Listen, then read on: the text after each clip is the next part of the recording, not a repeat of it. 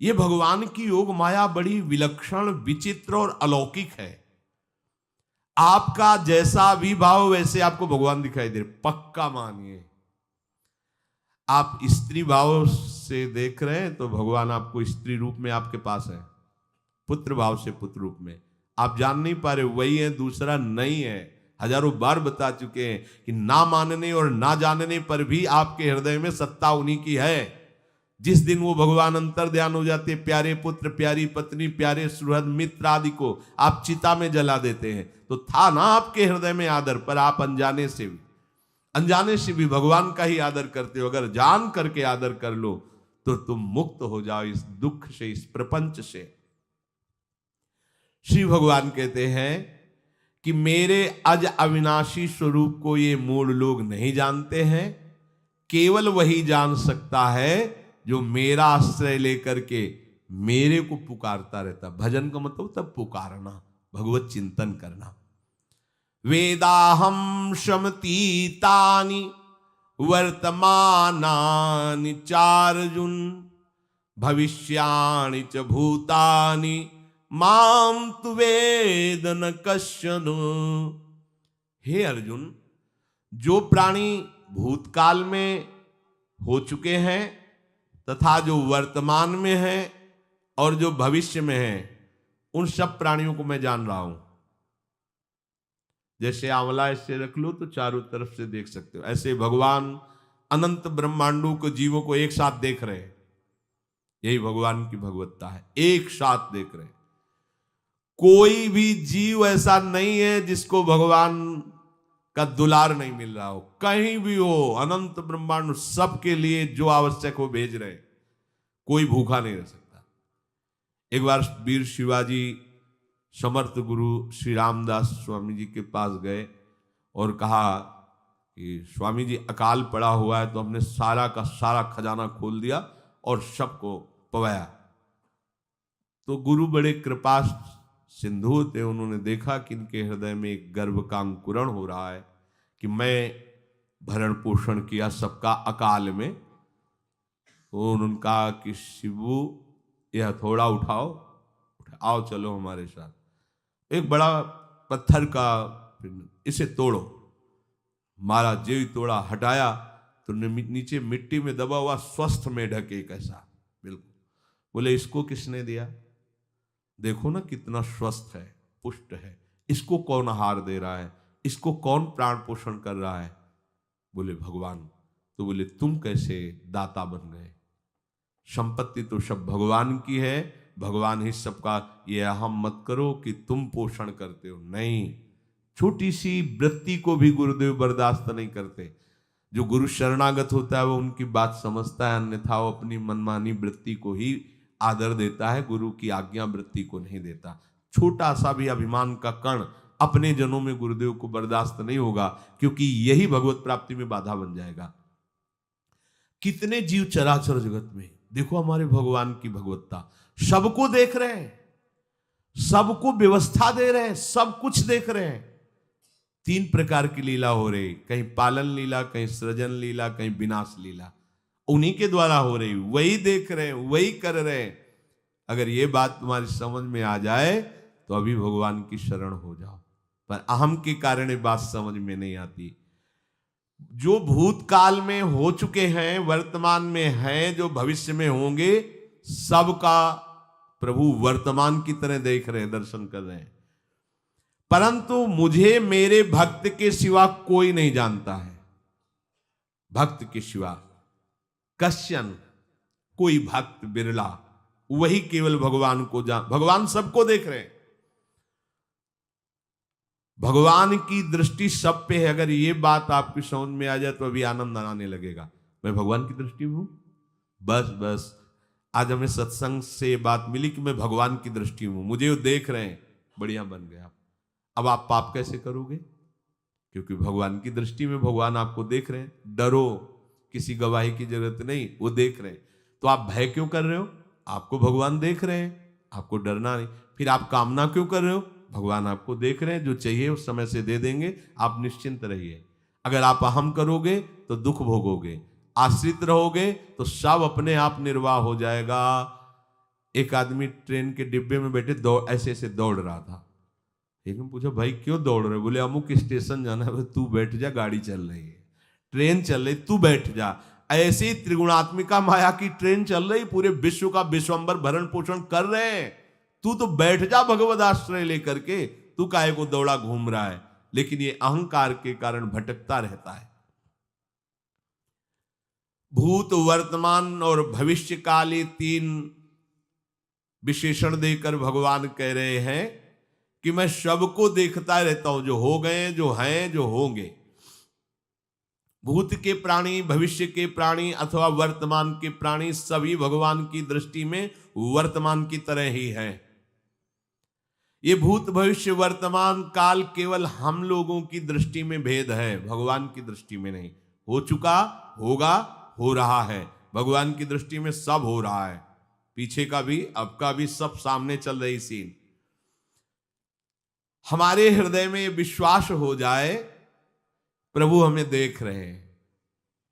अभी तो हमें ये नहीं पता कि हम भजन कर रहे हैं, भगवान पता नहीं जान रहे हैं कि नहीं जान रहे हैं। अभी भक्ति में रंग आ जाए, अगर ये बात समझ में आ जाए कि प्रभु देख रहे हैं हमें। देखो, जब हमारे गुरुजन बैठकर सुनते हैं और जब गाने को अवसर मिलता है तो ज्यादा उत्साह होता है कि बैठे सुन रहे हैं। ऐसे ही अगर हम मान लें कि हमारे प्रभु सुन रहे हैं, हम जो भजन कर रहे हैं हमारे प्रभु देख रहे हैं, जो सेवा कर रहे हैं भगवान हमारे स्वीकार करें, प्रियालाल स्वीकार कर, अभी भक्ति का रंग आ जाए, ये बात हमारे हृदय में बैठ जाए कि मैं हर समय प्रभु की दृष्टि में हूं, हर समय मैं अपने आराध्य देव की दृष्टि में हूं, कितना आनंद आएगा। अंदर से सोचो जरा, हर समय वो हमें देख रहे हैं और वो कह रहे हैं मैं देख रहा हूं। पीछे जो तुम किए वो देख रहे हैं वर्तमान की तरह, अभी जो वो तुम देख रहे हैं, आगे जो करोगे वो भी देख रहे हैं। वो पहले से उनको सब पता है, तुम ऐसे ऐसे चलोगे, ऐसे ऐसे कार्य करोगे। भगवान की दृष्टि में सब कुछ वर्तमान ही रहता है। संपूर्ण प्राणी काल के अंतर्गत है और प्रभु श्री हरि कालातीत है।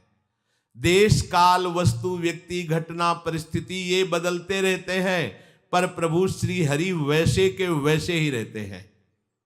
काल के अंतर्गत प्राणियों का ज्ञान एक सीमित है।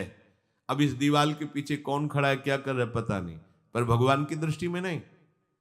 भगवान की दृष्टि में सुमेरु पर्वत पर क्या हो रहा है, जहां किसी की दृष्टि, वहां भी उनको, ब्रह्मलोक में ब्रह्मा क्या कर रहे हैं, बैठे बैठे सब। इसलिए कितने महान ईश्वर हैं। एक छोटी सी भी चींटी को दाना मिला कि नहीं, उनको चिंता है।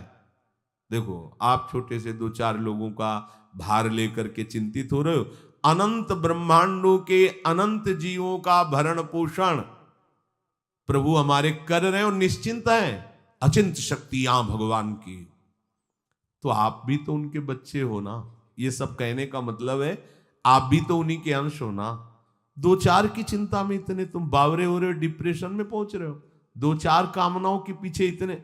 अनंत ब्रह्मांड तुम्हारा जो अंशी है, अनंत ब्रह्मांडों के अनंत जीवों का अनंत काल से भरण पोषण करता चला आ रहा है। कहीं भी किसी के साथ कुछ भी गलत नहीं हो सकता। जैसे कहते हैं कि क्या गलत हुआ, देखो ना अभी तो बच्चा था, ऐसा ऐसा हो गया, तो तुम्हारी दृष्टि में बच्चा है, पीछे तो बहुत पुराना है ना, जो कर्म करके आया उसका फल। कहीं भी गलत किसी के साथ नहीं होता, ध्यान रखना।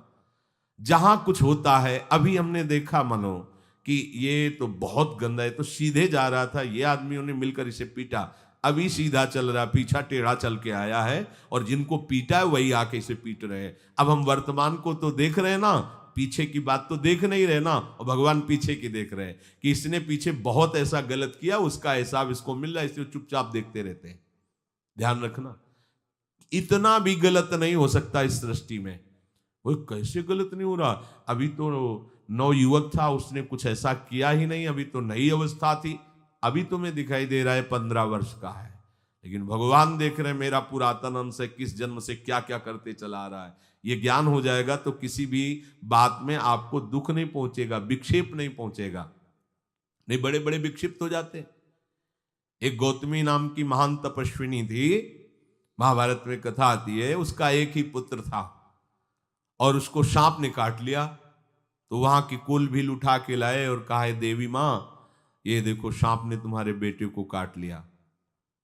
तो उनका इतनी सामर्थ्य सांप की कैसे हो गई कि मेरे बेटे को काट लिया और मेरे से भय नहीं माना।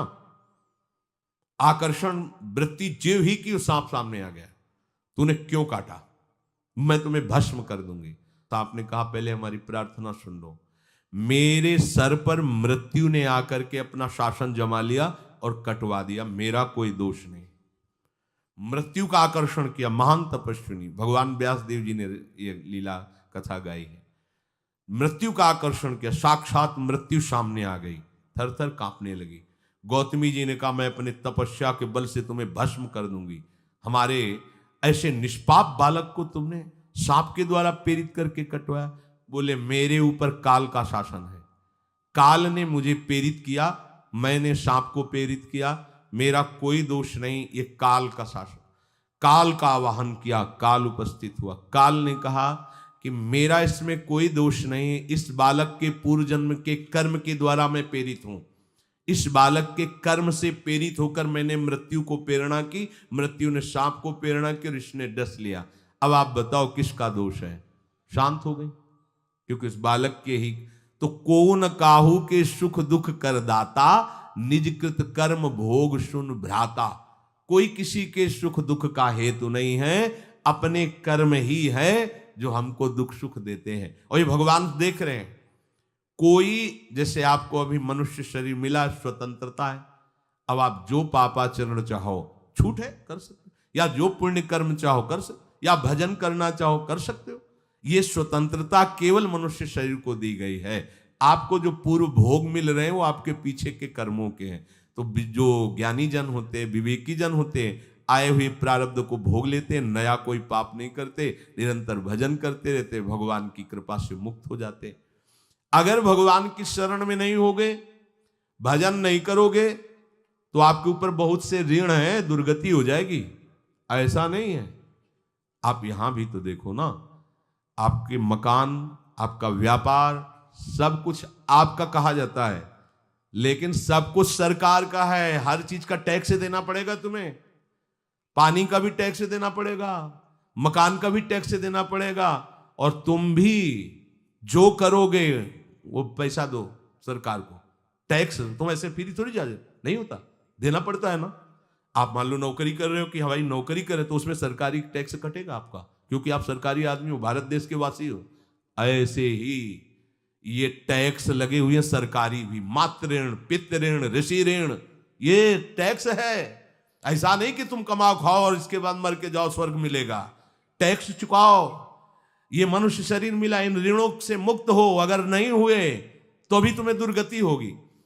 आप देखो, जब कभी ऐसी सूचना मिलती कि अमुक आदमी का अमुक धन पकड़ा गया, तो इनाम दिया जाता है क्या कि इतना कमा लिया? सजा दी जाती है।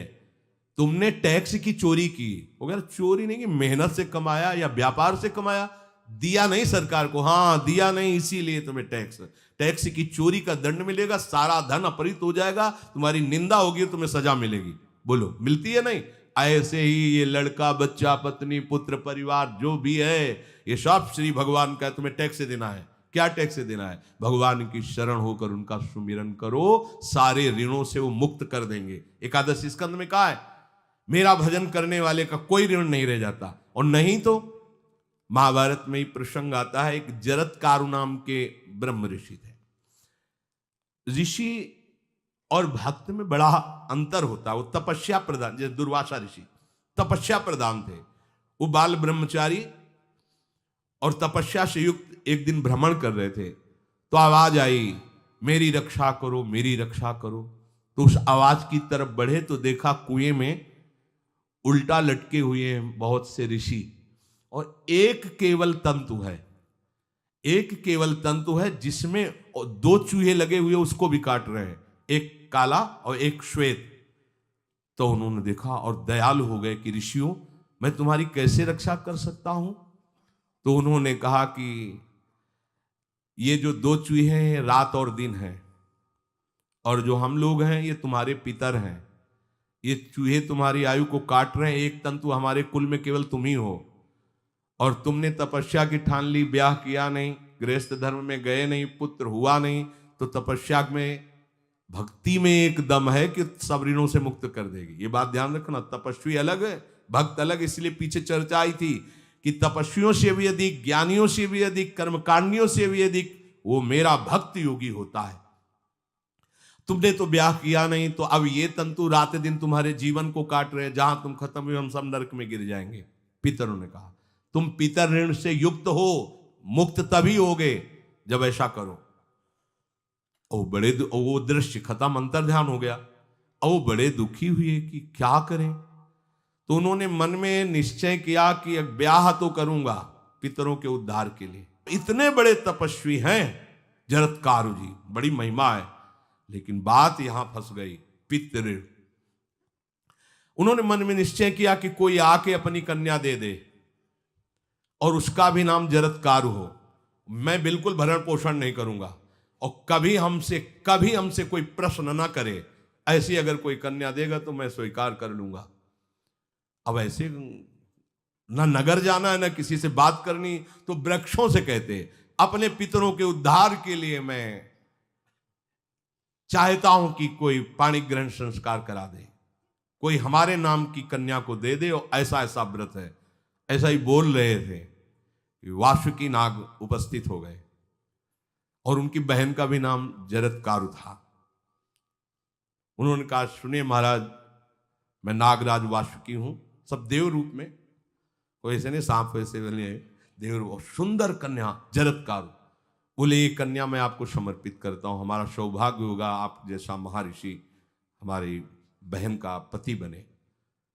इसका भी नाम जरत्कारु है, और आपकी जो इच्छा है कि मैं भरण पोषण नहीं करूंगा तो मेरे पास संपूर्ण वैभव है, आप भी पधारिए, मैं आपका भी भरण पोषण करूंगा, अपनी बहन का भी।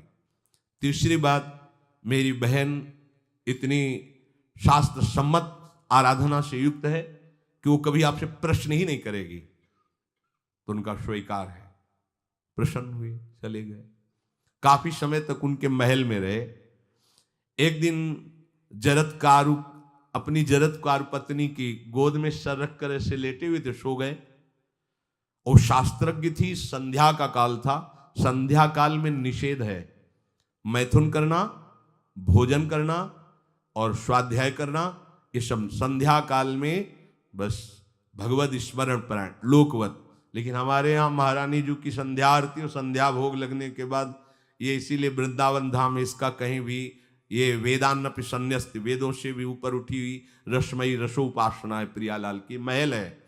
ये जगत सिद्धांत नहीं है, ये जगदीश का भी सिद्धांत नहीं है, ये प्रेम सिद्धांत है। वृंदावन नित्य विहार रस है, इसलिए इसको बीच में बता देते हैं, कहेंगे दूसरे को तो, और यहाँ शाम के तो भोग ही लगता है, गान बजान होता है, बकाया सिद्धांत है। आंख मूंद करके या तो गायत्री जप या जो गुरु मंत्र चुपचाप शांत भाव से जपे, ऐसा। अब वो इस चिंता में थे कि मेरे पति का धर्म जा रहा है, और मैंने आज तक कुछ बोला नहीं अपने पति से, अगर बोलती हूं तो हो सकता है ये नाराज हो जाए और छोड़कर चले जाए। अगर मुझे छोड़ देते हैं और इनका धर्म बचता है तो ये ठीक बात रहेगी। कितनी विवेकवान है। अगर ये सोते रह गए और सूर्य अस्ताचल को चले गए तो इनका धर्म लोप हो जाएगा, ये मैं होने नहीं दूंगी, अपने पति का धर्म लोप नहीं होने दूंगी। और वो उस समय भी केवल एक लंगोटी लगा के रहते थे, अस्थिमात्र हो रहे शरीर, वहां भी ऐसा नहीं कि दूल्हा बन करके सज, नहीं, वैसे ही केवल पितरों की तृप्ति के लिए उन्होंने बात स्वीकार की थी। उन्होंने कहा महाराज उठिए, संध्या का समय है, शास्त्र निषेध करता है इस समय सोना नहीं चाहिए, नहीं आपके धर्म का लोप हो जाएगा। महाराज उठिए, सूर्य अस्ताचल को बस पहुंचने ही वाले हैं, उठिए। उठे एकदम लाल आंख करते हुए, तुमने हमें टोका कैसे, तुमने हमसे प्रश्न कैसे कर दिया, मैं अभी तुम्हारा त्याग करता हूं। बोले स्वीकार है, आपके धर्म का लोप ना हो। कहीं सूर्य अस्ताचल को चले गए, आपने अर्घ नहीं दिया तो जीवन भर की आपकी उपासना में कलंक लग जाएगा कि आपने संध्या काल में शयन करते हुए सूर्य आराधना नहीं की, आपके धर्म का लोप हो जाए। बड़ा सूक्ष्म धर्म का विषय। तो उनका सूर्य की ताकत कैसे कि मैं सोता रहूं और वो अस्ताचल को चले जाए, ऐसे महात्मा थे। कहा सूर्य की ताकत कैसे, भगवान व्यास देव जी ने लिखा है, किसी कहानी की बात नहीं। सूर्य की सामर्थ्य कैसे कि मैं अर्घ ना दूं और वो अस्ताचल को चले जाएं, सूर्य तब तक रुके रहते जब तक मैं सोता रहता, पर तुमने टोक दिया, अब मैं चला। जब चले तो उन्होंने कहा हमारे गृहस्थ धर्म का जो फल होता है आपके पाणी ग्रहण स्वीकार का जो फल होता है उसको बिना दिए आप कैसे चले जा रहे हैं? तो उनका आस्ति वो है, चले गए। उसी से आस्तिक मुनि का प्रादुर्भाव हुआ और उन्होंने आगे बड़ा चरित्र है उनका, आस्ति, तो उसी से नाम रखा आस्तिक। आस्तिक उन्होंने जन्मेजय की यज्ञ को बंद किया। आप सोचो, एक पितर की तृप्ति के लिए उनको ये सब करना पड़ा। और श्री हरिशरणम और निरंतर भजन, तो मातृण, पितृण, देवऋण, ऋषि ऋण, सब ऋणों से उपासक मुक्त होकर के परम धाम को जाता है, एकमात्र भगवदास है। पर ये मूढ़ जन इस बात को नहीं जान पाते हैं। बिना कारण कृपा करने वाले प्रभु जीव को मनुष्य शरीर देते हैं। ये मनुष्य शरीर अंतिम शरीर है, अगर इसमें नहीं बना तो फिर चले जाओगे 84 लाख योनियों के चक्र में। इसी शरीर में अनंत जन्मों के संचित कर्म समुदाय का नाश करके भगवत प्राप्ति होती है या मोक्ष पद मिलता है। कौन सा प्राणी किस गति को जाएगा भगवान देखते हैं पर संकल्प नहीं करते, ध्यान रखना, क्योंकि आगे की भी देख रहे हैं, वो देख रहे हैं जो तुम कर रहे हो वैसे गति बनती चली जाएगी। भगवान संकल्प नहीं करते। भगवान तो एक बार संकल्प कर दिया, एको हम बहुश्यामा, उसी में बहुत रूपों में प्रकट हो गए। अब तुम्हें संकल्प करना है कि इस जन्म में मुझे भगवत प्राप्ति करनी है। जो संत शास्त्र सदगुरुदेव कह रहे हैं ऐसा करो ऐसा ना करो, यदि आप इस भावना को स्वीकार करके आराधना करेंगे तो निश्चित निश्चित भगवत प्राप्ति इसी जन्म में हो जाएगी। प्रभु केवल तुम्हें निमित्त बनाना चाहते हैं, कल्याण तो वही करेंगे। जैसे अर्जुन से कह रहे हैं भीष्म आदि द्रोण आदि मेरे द्वारा मारे जा चुके हैं, तुम केवल निमित्त मात्र भव सव्यसाची। ऐसे ही अय उपासक तू केवल निमित्त बन जा, जो शास्त्र सदगुरुदेव आज्ञा करते हैं वैसे ही तू चल दे अपने मन को मार के, केवल तू निमित्त बन जा। कल्याण या भगवत प्राप्ति या मोक्ष वो तो भगवत कृपा से होगी। पूरी उद्धार की सामग्री तेरे अंदर जागृत कर देंगे प्रभु, केवल तू निमित्त बन जा, मेरी कृपा तेरी सारी बात बना देगी। विश्वास करो, इस बात पर विश्वास करो। भगवान कह रहे हैं तुम निमित्त बन जाओ, जो आदेश कर रहे हैं वैसा पालन करो, काम तो सब मेरी कृपा कर देगी।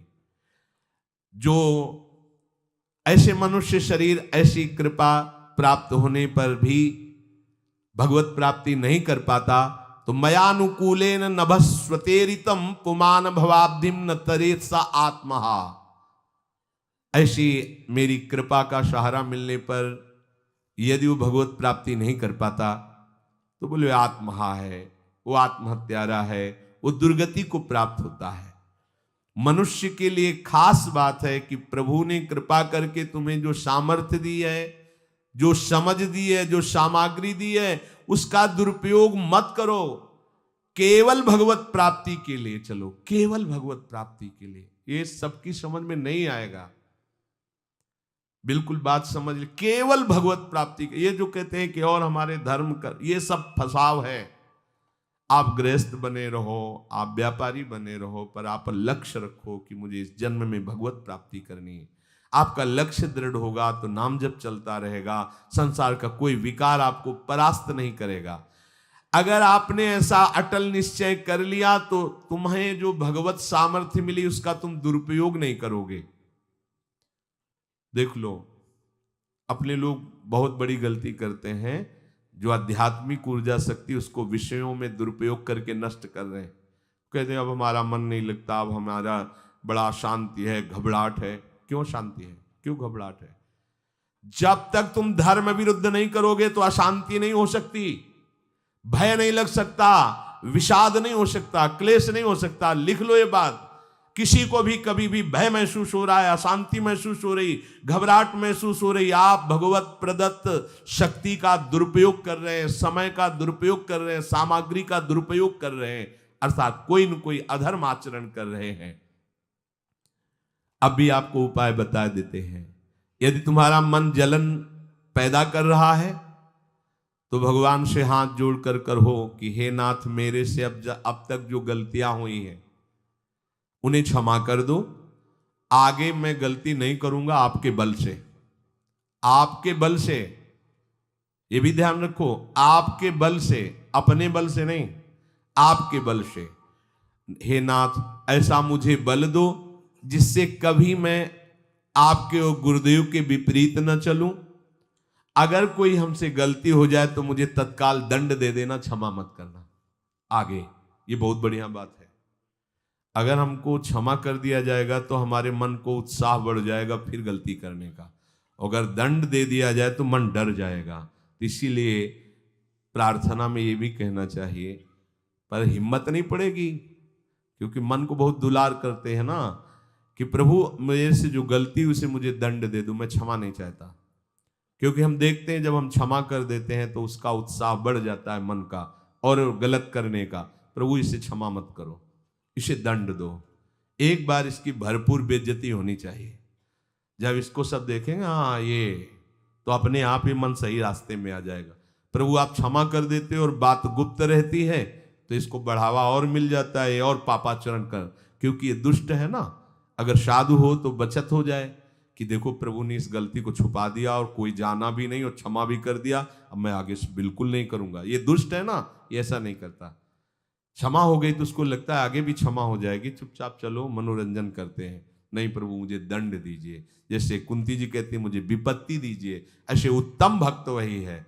हे नाथ आज तक जो गलतियां हुई क्षमा कीजिए, आगे गलतियां नहीं होंगी, ये मैं आपके बल से कह रहा हूं। प्रभु यदि मेरे से चूक हो जाए तो आप क्षमा मत करना, मुझे दंड देना जिससे मेरा सुधार हो जाए, मैं आपके अनुकूल चलने लगूं। मनुष्य की असमर्थ दो तरह से होती है। एक असमर्थ कि वो कर ही नहीं सकता, जैसे किसी से कहा जाए कि तुम ये मकान उठा करके वहां रख दो, तो कर ही नहीं सकता। ऐसी सामर्थ्य जो आप में करने के लिए भगवान कभी आदेश ही नहीं देंगे, ध्यान रखना। एक बात ध्यान दीजिए, कोई भी ऐसी भगवद आज्ञा या गुरु आज्ञा नहीं होती जो आप नहीं कर सकते। आप जो कर सकते हैं वही आज्ञा होती है। दूसरी असमर्थ ये होती है कि करना चाहता हूं, समय भी है, पर पता नहीं कोई अंदर से करने नहीं देता। भजन करना चाहता हूं, ब्रह्मचर्य से रहना चाहता हूं, और अनुकूल कृपा भी है, सत्संग मिल रहा है, धाम वास सब, पर कोई हमारे ऊपर सवार हो जाता है और हमसे ऐसा करवा लेता है। यह है प्रमाद, यह है मूढ़ता। यह साधक को नष्ट कर देती है। दो प्रकार की असमर्थता की बात हुई। एक ये कि भाई हम असमर्थ हैं, कहा गया कि इस मकान को वहां उठा के रख दो, नहीं रख सकते, तो ऐसा आदेश ही भगवान और गुरुदेव का होता नहीं होगा। और अगर आदेश हो गया है तो आप उठा के देख लेना, आप उठा लोगे। अगर आपको यह ध्यान रहा कि गुरुदेव की आज्ञा है, हरि की आज्ञा है, हो जाएगा। हम कई बार आपको कहा है, अंगद को ऐसे मसल दें, ऐसे वीर थे रावण की सभा में, पर राम प्रताप सुमिरपन रोपा। इस सभा में कोई बड़ा वीर हो, मेरा पैर उठा दे, राम जी सीता जी हार जाएंगे, वापस चले जाएंगे।